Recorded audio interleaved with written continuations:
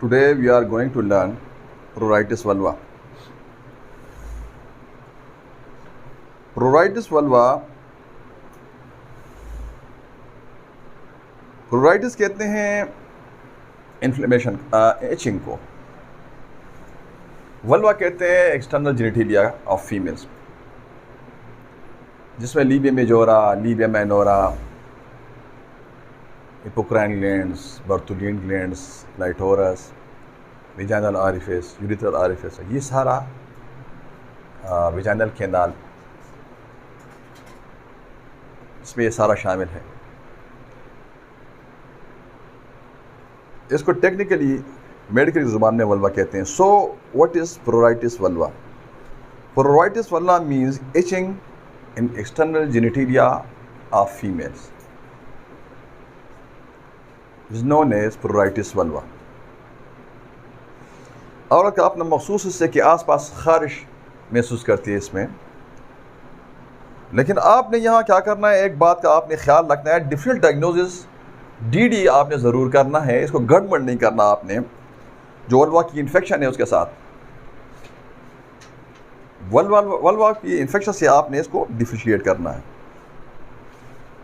बाज़ औक़ात मरीज़ा वल्वा की इन्फेक्शन को वल्वा की खारिज से गड़बड़ कर देती है. तो you should differentiate, doctor should differentiate. जो पहली सूरत हमने बयान की, इसमें औरत को वल्वा में दर्द होता है, जबकि दूसरी सूरत में खारिश की शिकायत होती है. प्रोराइटिस वल्वा में सिर्फ खारिश होता है, और जो इन्फेक्शन की वजह से प्रोराइटिस वल्वा होता है उसमें दर्द भी होता है.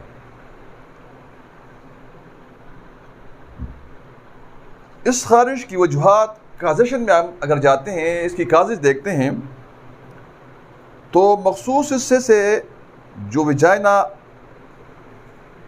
कैनाल है वहाँ से जो डिस्चार्ज निकलता है पर विजाइनल, अक्सर औक़ात ट्राइकोमोनास या कैंडिडा की वजह से ये खारिश होती है, ये डिस्चार्ज होता है. एक्रेट कैंडिडा, जैसे कि हमने पढ़ा था लिकोरिया में, अगर आप लोगों को याद हो, लिकोरिया की डिस्चार्जेस में मैं आपको बताऊं, याद दिलाऊं कि जो लिकोरिया का डिस्चार्ज होता है, प्रीवियस जो हमारा लेक्चर हुआ इस पे, वह हमने उसकी वजूहात देखी थी. एक हमने ट्राइकोमोनास भी देखा था, वह हमने ट्राइकोमोनास को जाना भी था कि ट्राइकोमोनास क्या होता है. सो मैं आपको रिकॉल कर दूं, ट्राइकोमोनास प्रोटोजोल पैरासाइट है. प्रोटोजोआ क्या होता है? जो यखफुली जानदार होता है. पैरासाइट वो होता है जो किसी दूसरे जानदार के अंदर रहता है. अब जो प्रोटोजोल ये पैरासाइट है, इसमें जो विजाइनेलस है, ट्राइकोमोनास विजाइनेलस, वो बाज़ औक़ात इन्फेक्शन करके ना खारिश का बायस बनता है, जिसको हम क्लिनिकली कैरेक्टराइज कैसे कर सकते हैं. जिसको हम क्लिनिकली कैरेक्टराइज करते हैं, जो अगर हम उसका डिस्चार्ज देखते हैं, अगर वो डिस्चार्ज जो है उसका रंग देखते हैं, कलर देखते हैं, अगर वो सब्ज़ टर्बिड ग्रीन है, ठीक, आप उसकी कंसिस्टेंसी देखते हैं, वो थिन है या जागदार है या प्रोफ्यूज है, बहुत मिकदार में है, और इसका अपना एक मखसूस बू होता है, ठीक. अगर आप वो स्मेल आप महसूस करते हैं, और ये जहाँ भी लगता है ना ये डिस्चार्ज, तो वहाँ खराश पैदा करता है, क्योंकि इसका पीएच बहुत ज़्यादा होता है, ये एक्रेट होता है, खराशदार होता है. जहाँ लगता है तो वहाँ सोज भी पैदा करता है, इन्फ्लेमेशन भी पैदा करता है, और खारिश भी पैदा करता है. अब यहाँ दूसरी इन्फेक्शन क्या हो सकती है, क्योंकि हमें डीडी करना है, ठीक. तो यहाँ दूसरी इन्फेक्शन क्या हो सकती है? फंगस की हो सकती है, राइट. अब फंगस की इन्फेक्शन को हम कैसे जानते हैं? फंगस को हम देखते हैं कि अगर उसका जो डिस्चार्ज है तो होगा वाइट दही की तरह, वाइट दही की तरह उसका डिस्चार्ज होता है. इसकी भी ये भी खराशदार होता है, और इसकी मिकदार हैज़ से पहले, इसकी मोटिलिटी है हैज़ से पहले इसकी मिकदार बढ़ जाती है. अगर हम किसी दूसरे इन्फेक्शन को देखते हैं, कोई बैक्टीरिया आ गया है, फंगस भी नहीं है और प्रोटोजोआ भी नहीं है, तो how can we characterise clinically? तो क्लिनिकली हम करेक्टराइज करते हैं अगर बैक्टीरिया आ गया है इन्फेक्शन का, तो जो उसका डिस्चार्ज होगा वेजाइनल, उसमें पस होगा, प्रूलेट होगा, राइट, प्रूलेट होगा। मिकदार ज़्यादा या कम भी हो सकती है, लेकिन एहस के साथ इसके मिकदार का कोई ताल्लुक नहीं होता। ये बात आपने जहन में रखनी है। चोट या कैंसर को भी हमने डिस्कस किया था कि चोट और कैंसर को हमने कैसे करेक्टराइज करना है और हमने कैंडिडा को कैसे करेक्टराइज करना है। तो ये इसकी वजूहात थी। अब हम मखसूस हिस्से का जो वेजाइनल डिस्चार्ज होता है,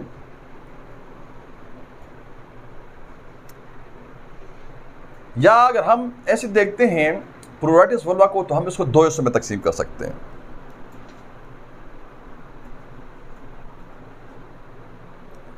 एक खुश्क तर और एक तर। एक वो प्रोराइटिस वल्वा जिसमें डिस्चार्ज ना हो वेजाइनल, और एक वो प्रोराइटिस वल्वा जिसमें डिस्चार्ज होता है, राइट।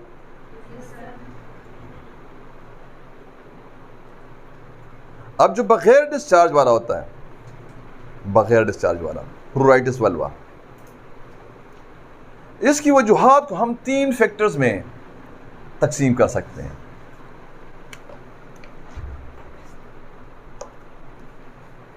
राइट, जो ड्राई है इसकी वजूहात को हम 3 हिस्सों में तकसीम करते हैं, 3 फैक्टर्स में जो नुमाया हैं।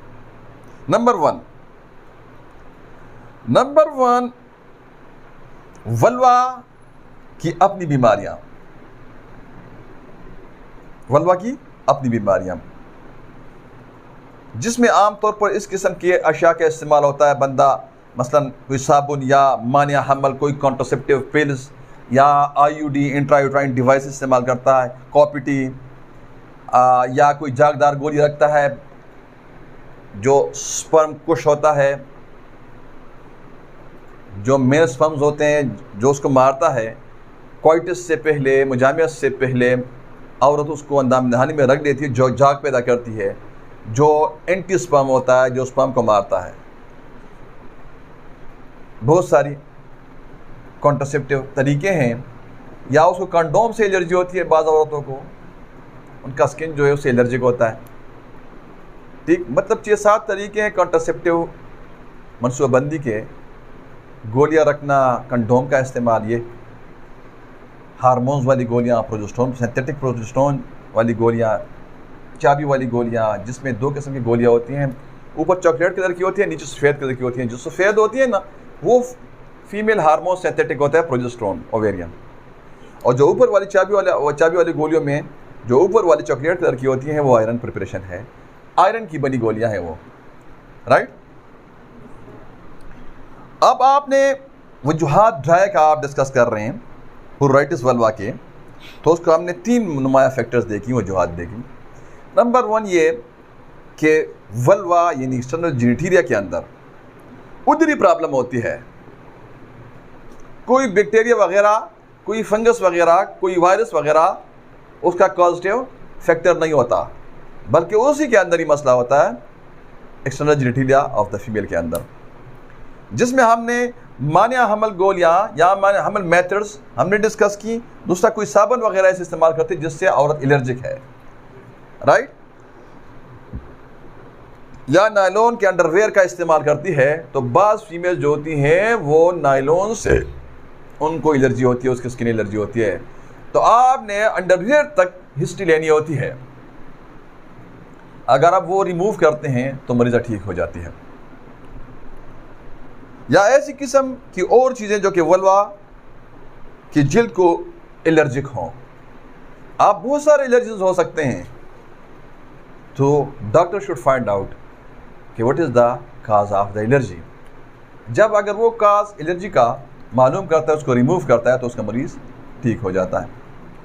और यहाँ मैं आपको एक बात बताता चलूँ कि आपका सिस्टम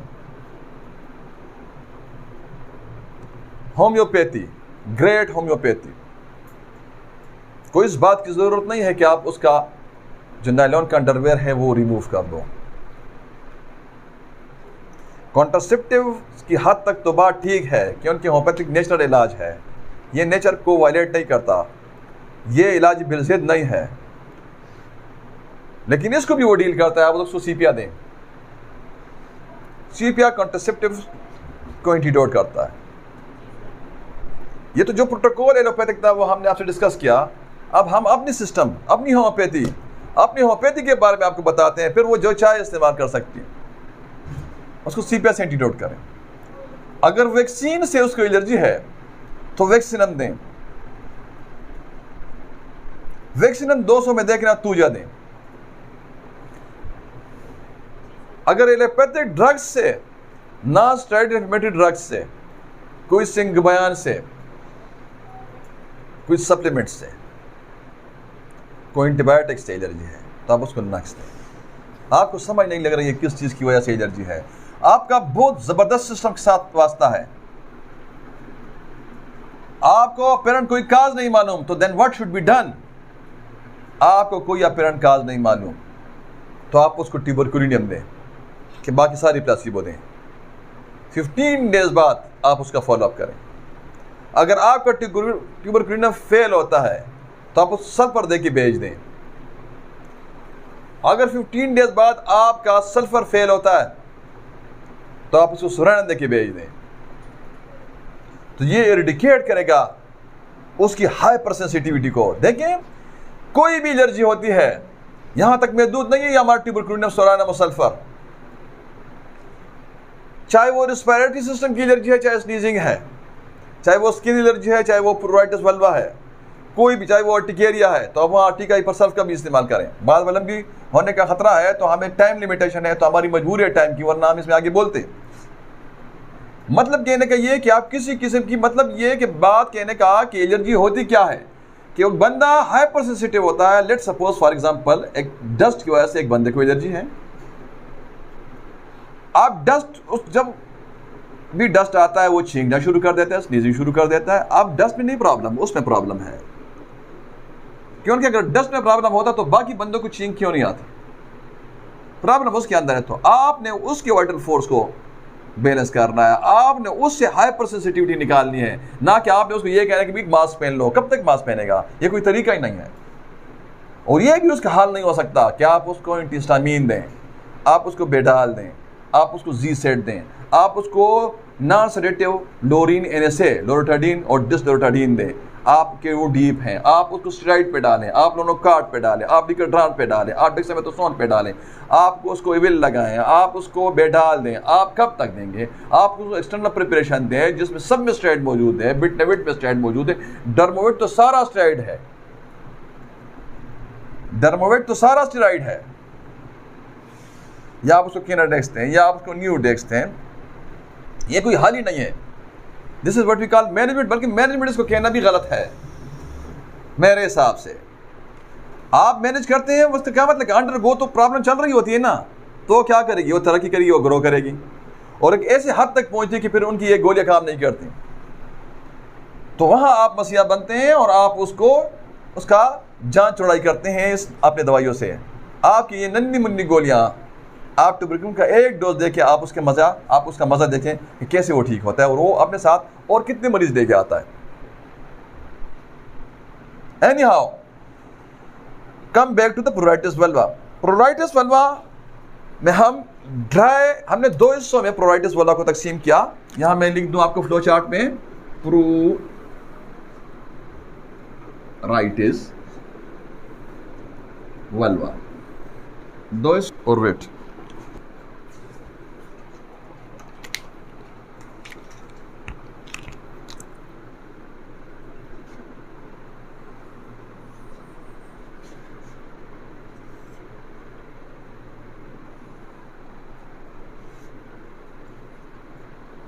हमने इसको तकसीम किया 3 फैक्टर्स में, ड्राई को, राइट। नंबर 1, वल्वा के अंदर, वल्वा के अंदर जो मसाइल आते हैं जो हमने डिस्कस किए हैं, ठीक है जी।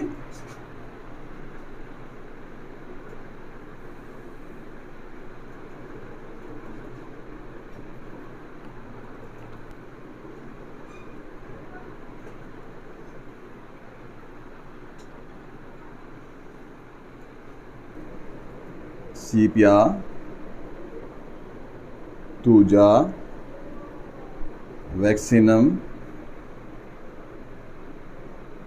ट्यूबरकुलिनियम, सल्फर, सोराइनम।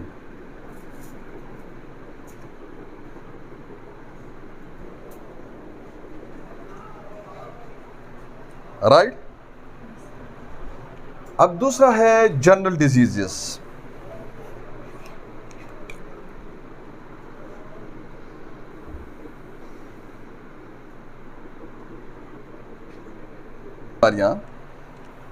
मसलन क्या है? विटामिन ए की कमी, vitamin A deficiency. Right, vitamin A deficiency.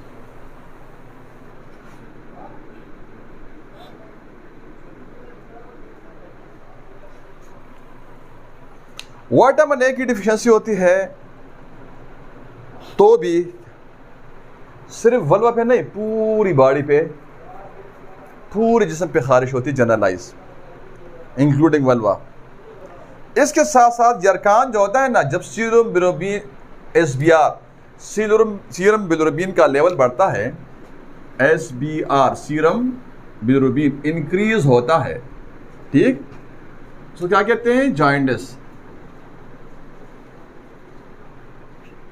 तो सेकंड हम यहां बुलेट लगाते हैं, सो ग्रीन में लिख देता हूं कि जॉइंडिस, इंक्रीज सीरम बिलिरुबिन।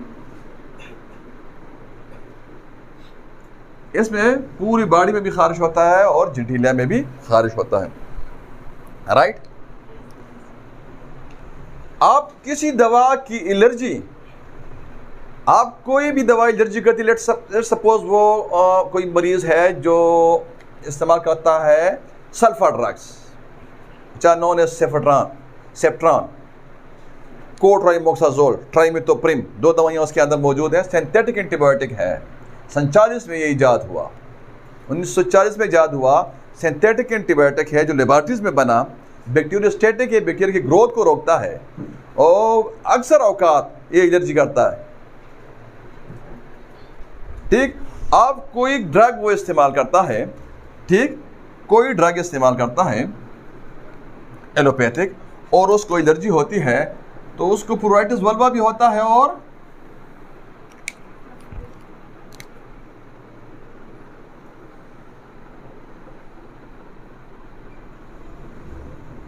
होता है,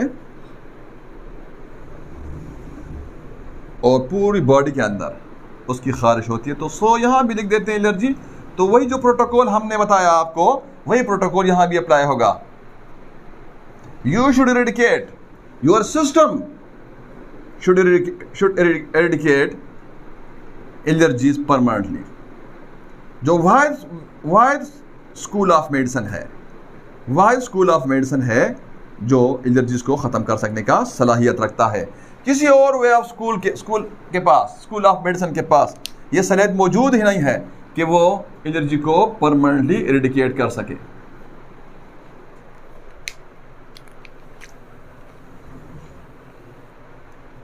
एक दूसरा लिख दें, diabetes mellitus.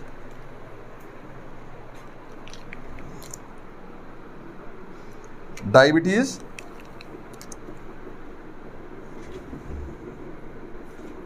Mellitus, shortly DM। Diabetes mellitus.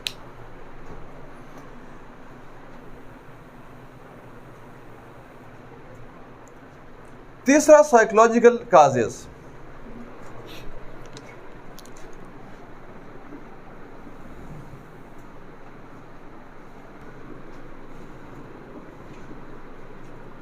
causes।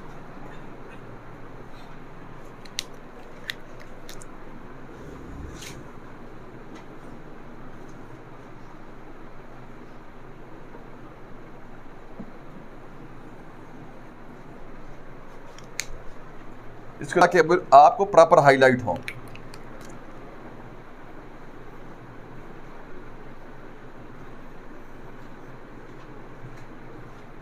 अब हो गया ठीक।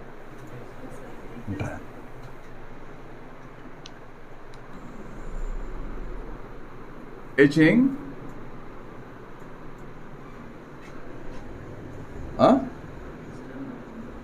ऑफ एक्सटर्नल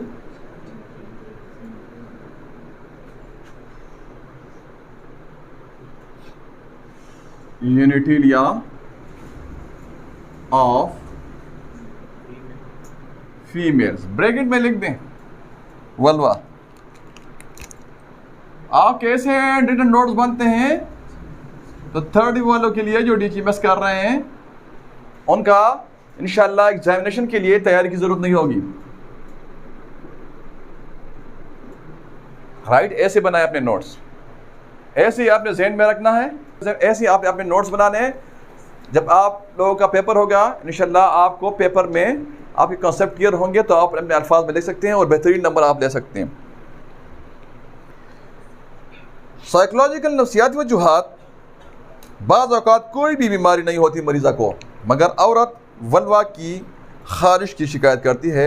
इन तमाम हालात में मरीज़ा को तसल्ली देनी चाहिए, उनकी काउंसल करना चाहिए, उसको काउंसलिंग करनी चाहिए उसकी, आप उसको समझाना है आपने, ठीक है जी। जिस तरह हमने लिकूरिया में आपको समझाया था कि बाज़ औक़ात जो होता है, जो नॉर्मल लिकूरिया होता है उसका रंग भी ठीक होता है, अमाउंट भी ठीक होता है, कलर वगैरह सब ठीक होते हैं, कंसिस्टेंसी भी ठीक होता है, राइट, मिकदार भी ठीक होता है, बू भी नहीं होता, एक्यूरेट भी नहीं होता, इरिटेशन भी नहीं होती, उसमें कुछ भी नहीं होता, मतलब ना खारिश होता है, ना बू होता है, ना कोई उसमें मिकदार में कहीं बेशी होती है, ना उसकी थिकनेस में कोई मसला होता है, ना कलर में मसला होता है। और अक्सर बच्चे हमारे पास आती हैं जो लिकूरिया की शिकायत लेके आती हैं, तो हम उनको काउंसल करते हैं।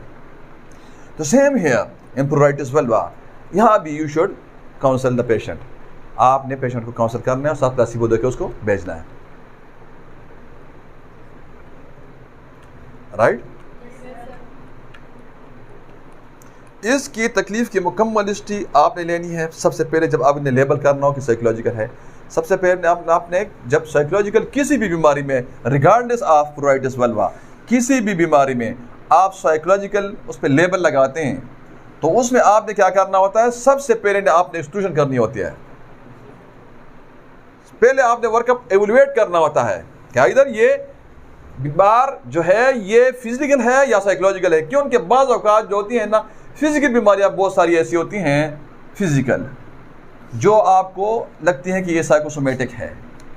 साइको नफ्सियाती, सोमा बॉडी, यानी नफ्सियात की वजह से बॉडी पे इफेक्ट्स।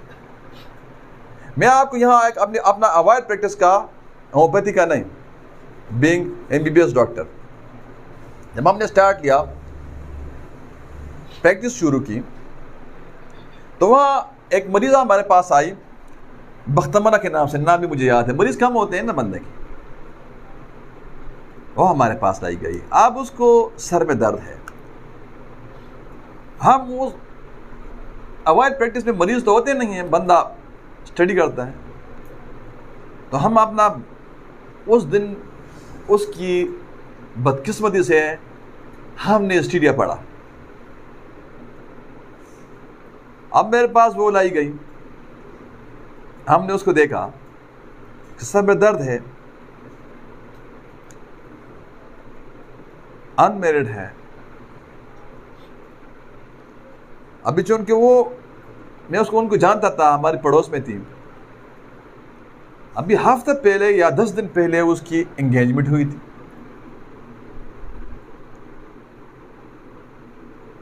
उसकी शक्ल सूरत और जो हेयर्स वगैरह बिल्कुल अंग्रेज़ों वाले ना, खूबसूरत लड़की थी। और जब मैं उसकी एंगेजमेंट में बैठा था तो जिससे उसकी एंगेजमेंट हुई तो उसकी शक्ल सूरत इतनी बुरी तो हम इंसान को नहीं कह सकते, लेकिन उस जैसी नहीं थी, ऐसी कैसे। तो जब हमने उसको चेक किया तो हमारा रिकॉल हुआ, उसको बुखार भी नहीं था।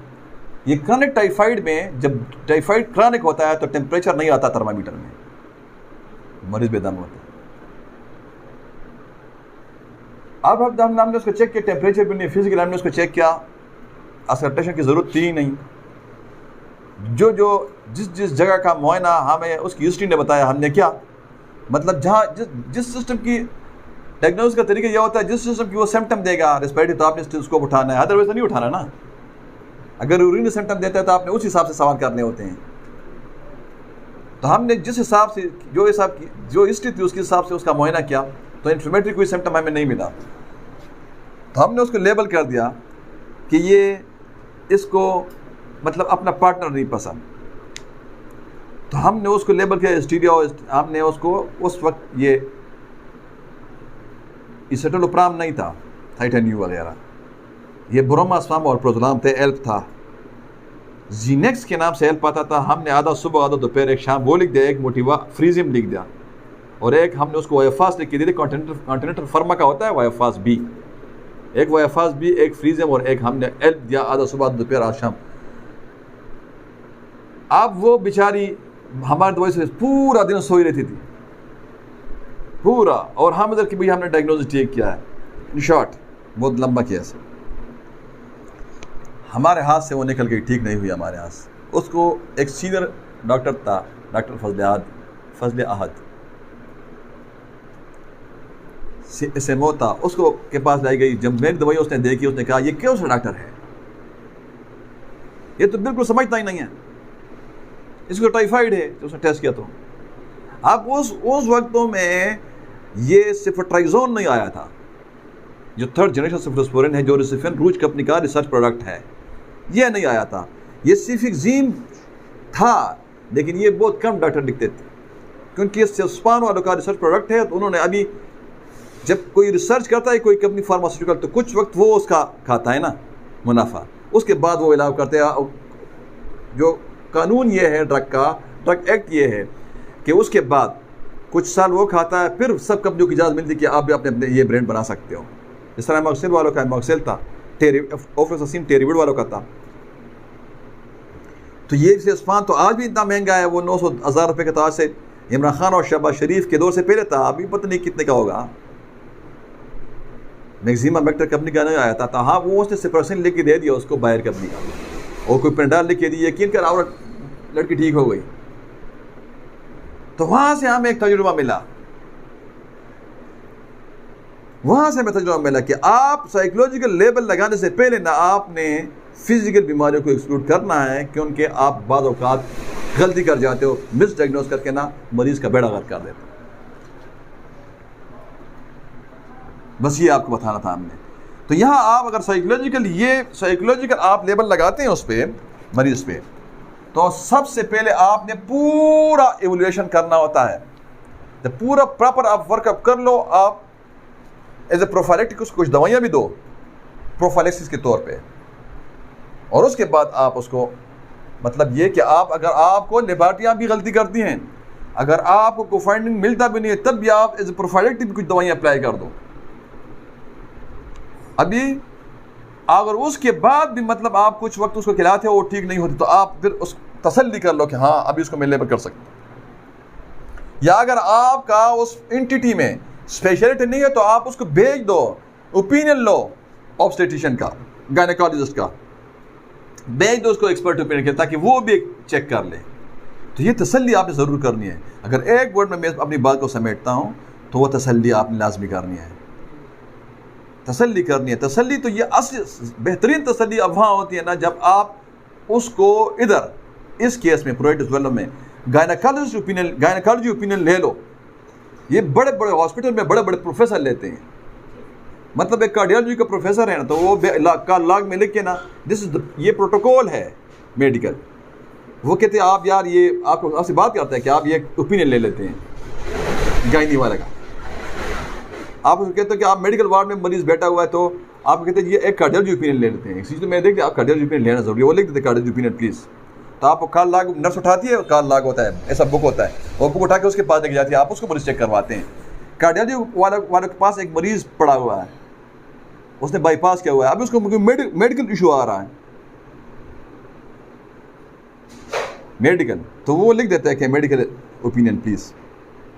तो अब क्या वो डॉक्टर नहीं होता, उसने बाईपास किया हुआ होता है, कार्डियो सर्जन होता है, और वो फॉलो कर रहा होता है, चेक करता है अपने मरीज को, केस कंडक्शन कर रहा होता है, वो बेचता है, आप नहीं बेचते, वो बेचते आप नहीं बेचते। तो यहाँ आपने साइकोलॉजिकल मरीज को लेबल करने से पहले तसल्ली ज़रूर करनी चाहिए। प्रोराइटिस वल्वा का जो दूसरा पार्ट है विट, जब इचिंग होती है एक्सटर्नल जेनिटेलिया में, आप वहाँ खारिश होती है लेकिन साथ विजाइनल डिस्चार्ज भी होता है, राइट? तो वहाँ आपने 3-4 चीज़ें देखनी हैं। क्वेश्चन यार आपका क्या होना चाहिए, वहाँ आपके सवाल होने चाहिए कि भाई खारिश होती है, उसमें बू होता है कि नहीं होता, स्मेल का पूछना है, मिकदार का पूछना है, क्वांटिटी मिकदार का पूछना है, कंसिस्टेंसी यानी थिकनेस का पूछना है, और कलर का आपने पूछना है, राइट? ये आपने पूछना है। अब यहाँ जो हमारे पास मोस्टली जो विट प्रोराइटिस वल्वा में काजेज आती हैं वो है trichomonas which is protozoal parasites, जिसका हमने आपको बताया कि इसकी पहचान क्या है क्लिनिकल। इसका जो डिस्चार्ज होता है वो टर्बिड ग्रीन होता है, थिन होता है, जागदार होता है, इसकी मखसूस बू होती है, एक्रिड होता है, और उसकी मिकदार हैज़ के बाद जो होती है वो ज़्यादा हो जाती है। ये उसकी मोडिलिटी है। आप जो फंगस है उसका जो डिस्चार्ज होता है वो दही की तरह होता है, ठीक, बिल्कुल दही की तरह होता है। इसकी मिकदार हैज़ से पहले बढ़ जाती है। ट्राइकोमोनास का हैज़ के बाद और इसका हैज़ से पहले बढ़ जाती है इसकी मिकदार, ठीक है जी। इसकी मखसूस बू होती है और इसमें भी ये भी एक्रेट होता है। आप जब कभी भी डिस्चार्ज एक्रेट होगा वो खारिश पैदा करेगा, जब डिस्चार्ज एक्रेट होगा तो वो खारिश पैदा करेगा। डायबिटीज़ मेलिटस जो है वो इसका जॉइंटनेस इसकी वजह है, लेकिन वो तो ड्राई की है ना। अब हम विट कर रहे हैं ना, तो विट का ये नहीं है। विट का आपने ये ट्राइकोमोनास और फंगस आपने जहन में रखना है।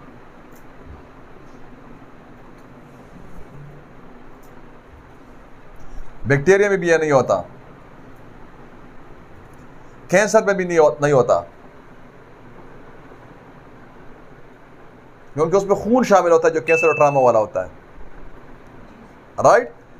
तो ये ज़्यादातर जो पैरासाइट्स होते हैं, जो फंगसेस होती हैं ना, फंगल इन्फेक्शन और पैरासाइटिक इन्फेक्शन या प्रोटोजल इन्फेक्शन की वजह से जो डिस्चार्ज होता है वो एक्रेट होता है, जो खारिश प्रोड्यूस करता है, लीड करता है खारिश को। Am I clear? अब आपने उसको इस हिसाब से इलाज करना है। मतलब ग्रीन जो है था, आप वहाँ हमने पल्सटीला याद रखना है, सीपिया याद रखना है। दवाइयाँ हमने आपको ग्रुप दे दिया है ना, ठीक है जी। ट्रीटमेंट पे हम आपको इंशाल्लाह अभी आगे जाते बताते हैं पूरा, ठीक है, मिक्स आपको ट्रीटमेंट समझाते हैं, राइट। अब homeopathic treatment of the pruritus vulva, इसका कैसे क्या हल होगा, होम्योपैथिक क्या हल होगा इसका, ठीक। अब वो देखते हैं। प्रोराइटिस वल्वा का ट्रीटमेंट हम देखते हैं।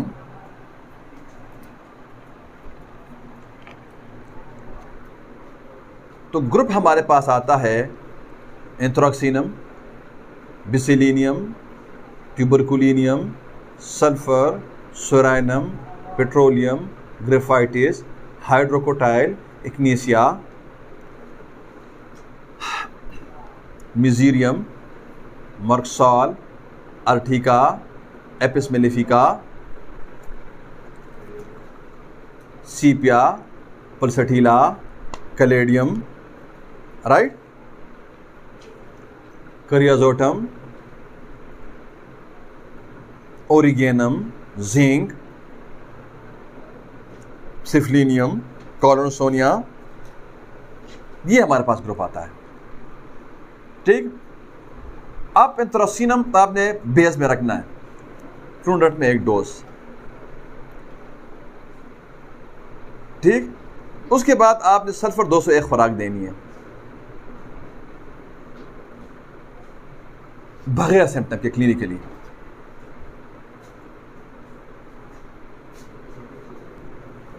आपने सीपिया 200 में देना है, सीपिया 200 में आपने देना है, 30 में, 95% केसेस आपकी ये कवर कर देगा। 95% केसेस आपके कवर कर देगा। आपका 95 नहीं तो कम से कम हम एहतियात करते तो 80% तो कर देगा। अब आपके और केस फंसते तो आपने then what should be done, how can we differentiate between this list of medicine of pruritus vulva. तो अगर रात को एग्रीवेशन है और राल बहता है और साथ यूटीआई है, सनसेट के बाद एग्रीवेशन है, खारिश होती है, राल बहता है, पेशाब बार बार आता है, यूरिनरी सिम्टम है, खारिश शदीद होती है, इनटॉलरेबल होती है, हॉरिबल होती है, रात को बढ़ती है, तो आप और अगर एक सिम्टम इसका और भी मिलता है तो आपका फिर निशाना नहीं खता जाता। अगर सर मेरा रात सोते वक्त ना ये राल बहता है, मेरा ये जो चीक होता है ये गीला हो जाता है, तो फिर मरसाल आपका पक्का। तो वहाँ थोड़ा प्रोटोकॉल चेंज होगा, वहाँ हमने मेडेरियम 2 लगा के मरसाल देना है। अब उसके बाद अगर औरत केस फंसता है ना, आपसे कहती कि मुझे विट है, हम विट और ड्राई इकट्ठे कर रहे हैं, विट है, साथ डिस्चार्ज होता है। अब हम हमने वहां क्वेश्चन ज़हन में रखने हैं, वो कलर का हमने पूछना है, वो खारिश का हमने पूछना है। और जिस क्वेश्चन के जवाब हमें हाँ में मिलता है, बाकी क्वेश्चन हो जाते हैं एक्सक्लूड। अब जो खारिश होती है हाँ होती है, बस बात खत्म। पानी की तरह होता है, हाँ फिर एजोटम, तो वहाँ भी प्रोटोकॉल चेंज हो जाएगा। वहाँ फिर आपने बेसिलिनियम और मिड 1m 2 खुराकें दे के ना कर एजोटम 1m/3 सेकेंड डे, फिर 30 में TDS देना है, वहाँ भी चेंज हो जाता है। क्योंकि कोई फिक्स होम्योपैथी में नहीं होता, इंडिविजुअलिटीज़ में मौजूद है, लेकिन ये है कि क्योंकि आप यंग इमर्जिंग डॉक्टर्स हैं तो हम आपको चलाने की कोशिश कर रहे हैं। ये it should be kept in your minds, ये आपने जहन में रखना होता है। ये फिलासफी के खिलाफ बात हमने आपको बताई, लेकिन ये हमने आपको चलाना है और आपने इस लेवल पे रहना नहीं है, आपने समझ के देना है।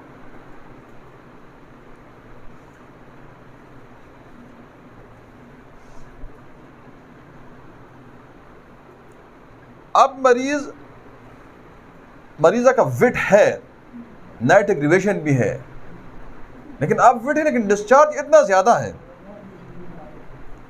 ज़्यादा है कि वो हील्स तक पहुंच जाता है, तो कौन सी दवाई होगी उसकी? हाँ, और कौन सी? Alumina, very good. आप एलोमिना वाला का अक्सर औकात कॉन्स्टिपेटेड भी होती है,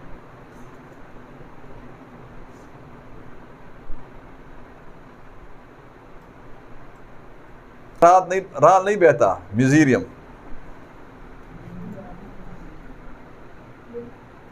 विट खारिश है, विट है, लेकिन प्रॉब्लम एक्सटर्नल जेनिटेलिया में है, लीबियम मेजोरा, लीबियम माइनोरमा, क्लाइटोरस में है। उधर से ऊजिंग होती है, स्टिकी होती है, हनी की तरह होती है, और जहां लगता है वहां खारिश पैदा करते हैं, खराशी पैदा करते हैं, ग्रेफाइट। क्रैक्स भी होते हैं, ग्रेफाइट, सिर्फ क्रेप होते हैं पेट्रोलियम।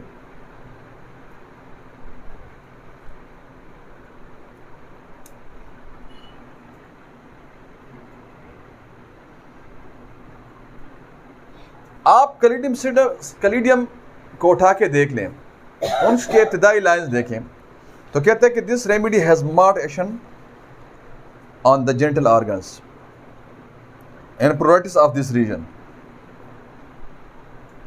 इस रीजन की खारिश आप उठाए ना कलीडियम को और उसकी फीमेल में जाएं, तो जो पहला वर्ड लिखा हुआ है प्रोराइटिस वल्वा का लिखा हुआ है, जो पहला वर्ड प्रोराइटिस लिखा हुआ है, दूसरा ऑफ, तीसरा वर्ड है वल्वा। तो उधर उसने ब्रैकेट में 2 दवाइयां और लिखी हैं, एक क्रेजोटम वी डिस्कस, एक अम्ब्रा ग्रेसिया, एक क्रेजोटम और एक अम्ब्रा ग्रेसिया।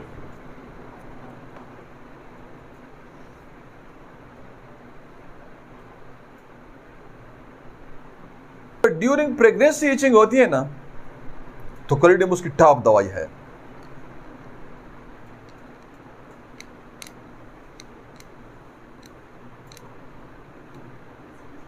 अब इसका यूट्रस में ना टेनिसमस होगा, क्रैम्प्स होंगे,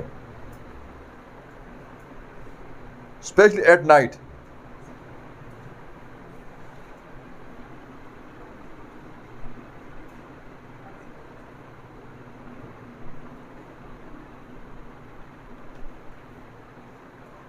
सीपिया का जो मरीजा होगी, सीपिया का तो देखिए अक्सर मैं आपको बोलता होता हूँ ना, आप सीपिया की पहली लकीर देखना, उसमें देखिए पोर्टल सिस्टम, जो पोर्टल सिस्टम है ना, इस पे इसका बहुत ही ज़बरदस्त सेक्शन है अगर उसमें कंजेशन या स्टेसिस पाया जाए तो।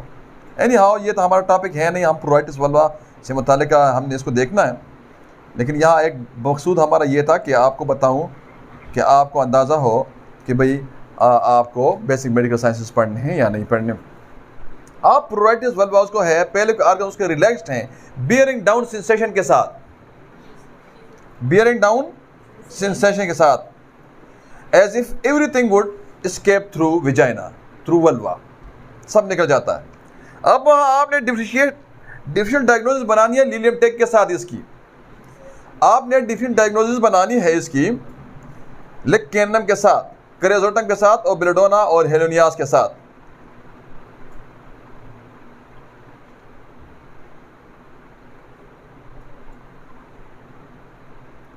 अब इसमें खारिश होती है, लेकिन इसमें लिकूरिया होता है साथ, ग्रीनिश। अब ग्रीनिश लिकूरिया कहाँ होता है? ट्राइकोमोनास में। तो सीपिया क्या करता है? ये ट्राइकोमोनास को मारता है, ये एंटीपैरासाइट है। अब आपको कहते हैं कि आप मटीरियल मीडिया को समझें, याद ना करें। आप समझेंगे तब अगर आपके पास बेसिक मेडिकल साइंसेस का नॉलेज मौजूद है, तो आप इसको समझते हैं, आपको एकदम रिकॉल होता है उधर से, क्योंकि इधर बहुत ज़बरदस्त प्रोग्राम हुई है जो अल्लाह सुब्हानहू व तआला ने बहुत ज़बरदस्त प्रोग्रामिंग किया है। जब बचपन में कोई चीज़, कोई बंदा आपसे बुरी कोई एटीट्यूड करता है, कोई हमारे साथ कोई रवैया रखता है, जब कभी भी 70 साल की उम्र में हमें उस जैसा मर्द कोई सामने आता है तो हमें उससे नफरत होती है, क्योंकि हमारा जिस्म उसको रिकग्नाइज कर लेता है कि ये तो उसकी तरह है। हम उसका नाम अपने बच्चे में नहीं रखते। तो जो ब्रेन है ना, ब्रेन, इसके अंदर प्रोग्रामिंग होती है, इसके अंदर पूरी प्रोग्रामिंग मौजूद है। तो आप अगर इस प्रोग्रामिंग में आप देखें, प्रोग्रामिंग देखें, आप अगर जो कोई चीज़ अपलोड करते हैं तो वो सारी उम्र आपका गूगल ड्राइव में रहेगा ना। आपने कोई अपलोड ही नहीं किया, हाँ आपने अपलोड किया है शाहरुख खान का पूरा सीरीज हो रोमांटिक, तो उसमें दिल वाले दुल्हनिया लेकर जाएंगी भी आपको रिकॉल होगा, लेकिन आपको बीमारी रिकॉल नहीं होगी, आपको बीमारी रिकॉल नहीं होती। आपके पास अगर बेसिक मेडिकल साइंसेस का नॉलेज मौजूद है तो रिकॉल होगा, तो आप दवाइयों को समझते भी हैं। एनी हाउ सीपिया, इसके मैसेज जो होते हैं 2 लेटर्स कैंटी इरेगुलर होते हैं, अर्ली होते हैं, प्रोफ्यूज होते हैं।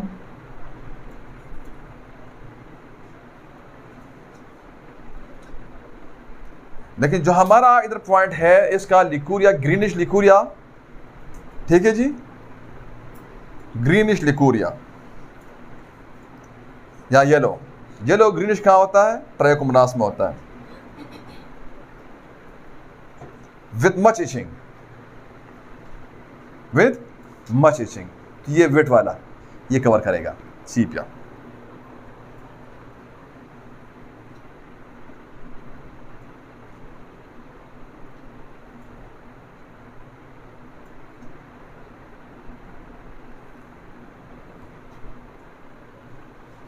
अब प्रोराइटिस वल्वा वाला मरीज जो है उसको शुगर का प्री डायबिटिक है या डायबिटिक है, कार्सिनोसिन आपने लाजमी देना है।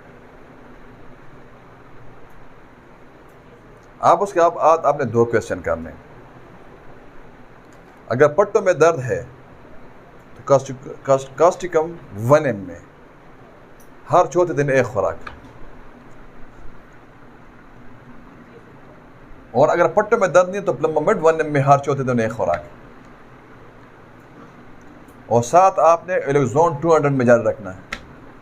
इसके बाद आप अगर साइजियम देते हैं, किसी दवाई का अलामत बनता है, या आप यूरेनियम नाइट्रेट देते हैं, रस एरोमेटिक का देते हैं, कुछ भी देते हैं वो दें, उससे कहें कि 2 महीने बाद आपको अफाका शुरू होगा। और डाइट उसका प्लान कर दें। अब अगर ज़्यादा आगे में जाऊँगा तो आपका ये सारा डायबिटीज़ पे चला जाएगा,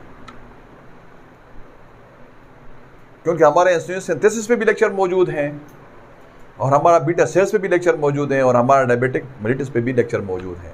लेकिन यहाँ मैंने आपको बिल्कुल पिन पॉइंट क्लिनिकल चीज़ बता दी, ठीक। तो फिर आपने और दवाइयों में उसको ढूंढना होता है। अगर 10 क्वांटिटी ऑफ वाटर है तो फिर आपने वहाँ आर्सेनिक का मिनिमम देना है। लेकिन 2 महीने बाद ये ठीक करते हैं, डाइट प्लान कर दें और लाइफ स्टाइल ठीक कर दें। 45 मिनट एक्सरसाइज का आपने कहना है उसको रोज़ाना। आपने फास्ट फूड बंद करवाने हैं, और आपने चावल, दाल मसूर, दाल माश, आलू, कचालू, शलजम, किशमिश, खजूर, बालाई, मोटा गोश्त, घी,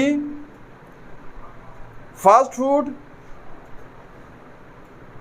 केक समेत, ये आपने बंद करना है।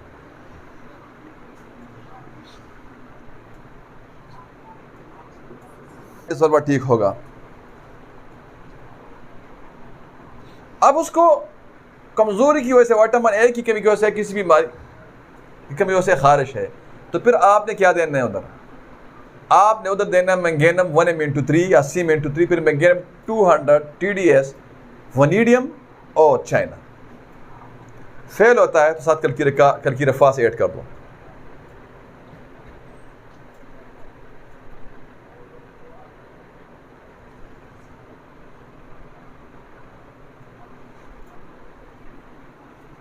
ओवेरियन पेन होता है साथ, आखिरी दवाई ओवेरियन पेन होता है, स्पेशली लेफ्ट में। Can't keep still, can't keep still, viburnum की बड़ी दवाई है। निम्फोमेनिया है, इंक्रीज सेक्सुअल डिजायर है।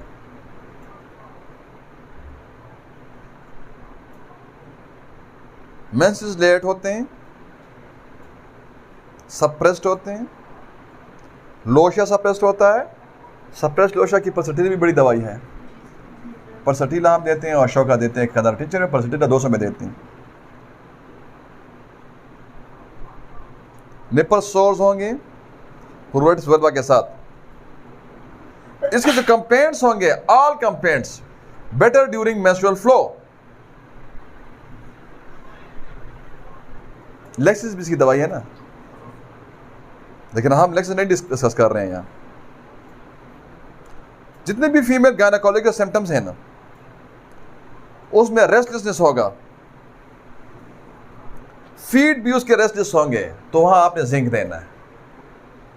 जिंक का मेटसीएम में 1 dose, right. So this is the end of the story. Thank you very much. Class dismissed.